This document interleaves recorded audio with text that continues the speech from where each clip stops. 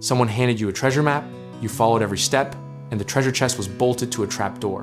One day, you had a portfolio that made you feel like a genius, and the next day, you were staring at a zero balance, wondering if you'd ever trust the internet again. Let's talk about rug pulls, the crypto world's version of a heist, where you're both the victim and somehow the last one to know the robbery was happening. These aren't rare glitches in the system. According to some estimates, rug pulls accounted for over 80% of all crypto scam revenue in 2021 alone. The mechanics are almost insultingly simple once you see them. A team creates a token, builds hype, attracts liquidity, then yanks the funds and disappears like a magician who actually hates his audience. It's not a bug in decentralized finance. It's a feature that bad actors specifically designed to exploit your optimism and your FOMO simultaneously.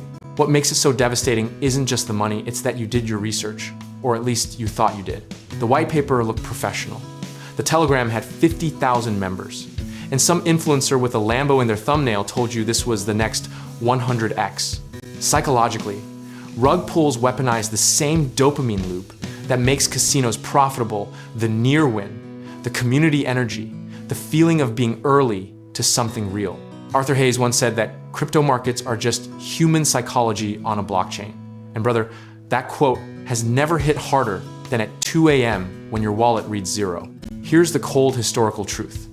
This cycle has repeated itself from the South Sea bubble in 1720 to .com in 2000 to DeFi summer in 2020. The packaging changes, but the script stays the same.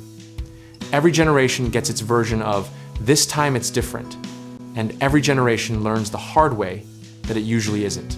The biggest misconception after a rug pull is that you were stupid. You weren't stupid.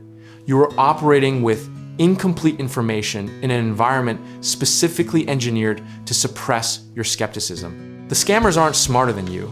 They're just more patient and more willing to lie than you are to believe lies. So let's flip the loss into a ledger of lessons, because sitting in grief doesn't compound, but knowledge does. First rule, going forward. If you can't find a docs team, a verifiable audit, and locked liquidity with a time-stamped contract, you're not investing, you're donating. Position sizing is the unsexy hero of this entire conversation.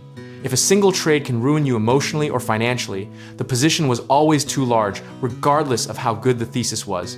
The market doesn't care about your conviction.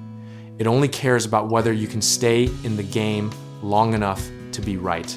Recovery isn't just financial, it's procedural, meaning you need a new checklist, a new framework, and honestly, a small waiting period before your next entry, so emotions don't drive the bus. Tools like Token Sniffer, Dex Screener's Liquidity Lock Checker, and on-chain wallet analysis exist precisely so you can slow down in a space that's always screaming at you to speed up.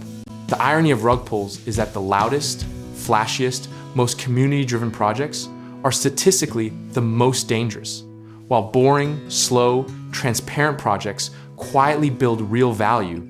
You've now paid what the market charges for the education that separates the survivors from the people who quit. And quitting is the only move that guarantees a permanent loss. Here's the philosophical anchor you need to carry forward. Discipline isn't a personality trait, it's a practice. And every loss is just a data point if you're willing to take notes instead of take it personally. Sizing correctly, moving methodically, and staying emotionally detached are the only edges that are truly yours to keep. You may never get that specific money back. And honestly, making peace with that is part of the process. But the version of you that now reads contracts, checks, audits, and sizes positions rationally is worth more long-term than whatever you lost. Comfort with any outcome starts with rational preparation, and you've already done the hardest part by being honest about what went wrong. Whether you're rebuilding your portfolio, redirecting capital into something tangible like real estate, or just trying to find a more grounded path forward, the principles are identical: process over emotion, patience over timing, and position size over conviction. If we can help you get started in real estate investing, connect you with home contracting work, or point you toward trusted lenders, check out our links in the description below.